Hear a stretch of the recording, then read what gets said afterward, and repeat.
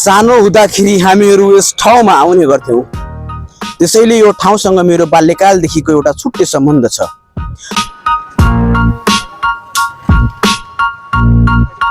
साथीहरू सबैजनालाई नमस्ते। आज हामीहरू आइपुगेका छौँ हाम्रो छिमेकी जिल्ला कञ्चनपुर वडा नम्बर 11 डोके बजारमा र हामीहरू छौँ बुद्ध स्तूपा अगाडि। यो स्तूपा रहेको छ कैलाली र इन्डियाको सिमाना नजिक र हामीहरू अहिले भित्र गइरहेका छौँ स्तूपाको। सानो हुँदाखेरि हामीहरू यस ठाउँमा आउने गर्थ्यौँ। त्यसैले यो ठाउँसँग मेरो बाल्यकालदेखिको एउटा छुट्टै सम्बन्ध छ। अझै म आफै पनि बुद्ध जयन्तीको दिन जन्मेको हुँदा भगवान बुद्धप्रति र यो ठाउँप्रति मेरो मनमा बेग्लै माया, स्नेह र आत्मीयता छ। यो ठाउँ भएर गइरहँदा म जहिले पनि यो स्तूपालाई हेर्थे, मनमनै प्रणाम गर्थे। बाटोमा हिँड्दा केही क्षणका लागि भए पनि मेरो नजर सधैँ यो स्तूपामा पुग्थ्यो। तर समय बित्दै जाँदा जीवनका व्यस्तता बढ्दै गए, बाटाहरू फेरिँदै गए र यता कता यो ठाउँसँगको त्यो नाता हराउँदै गयो।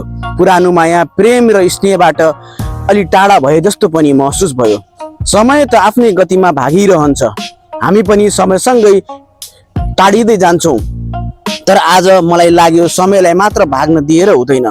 कहिलेकाहीँ आफू पनि रोकिनु पर्छ, आफ्नो विगततिर फर्कनु पर्छ, आफ्ना पुराना सम्झनाहरूलाई सम्झिनु पर्छ र आफूले नै केही समय दिनुपर्छ। त्यसैले आज हामी यो ठाउँमा आएर रोकिएका छौँ। यो केवल एउटा स्तूपा वा गुम्बा हो हेर्नका लागि मात्र होइन, केवल स्तूपा र गुम्बा हेर्नका निम्ति रोकेका मात्र होइनौँ।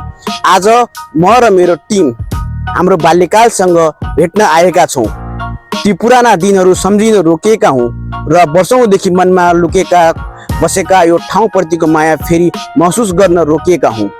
भगवान बुद्धले संसारलाई दिनुभएको शान्ति, अहिंसा, करुणा, प्रेम र मानवताको सन्देश आज पनि उत्तिकै सान्दर्भिक छ। सायद त्यसैले पनि यस ठाउँ पुग्दा मनले केही क्षणका लागि भए पनि शान्ति खोज्दै रहेछ। जीवनमा हामी धेरै ठाउँमा पुग्छौँ, धेरै मानिस भेट्छौँ, धेरै कुरा कमाउँछौँ, तर बाल्यकालका केही ठाउँ र केही सम्झनाहरू भने कहिल्यै पुरानो हुँदैन। समयले हामीलाई जहाँसुकै पुर्याओस्, कहिलेकाहीँ फर्किएर आफ्नै जरा, आफ्नै सम्झना र आफ्नै भावनासँग पुग्नुपर्छ। किनकि समय रोकिँदैन, तर कहिलेकाहीँ हामी भने रोकिएर आफ्नो जीवनलाई फर्किएर हेर्न जरुरी छ। समयले धेरै कुरा बदलिन्छ, तर मनले साँचेर राखेका केही ठाउँ र केही सम्झनाहरू कहिले बदलिँदैनन्।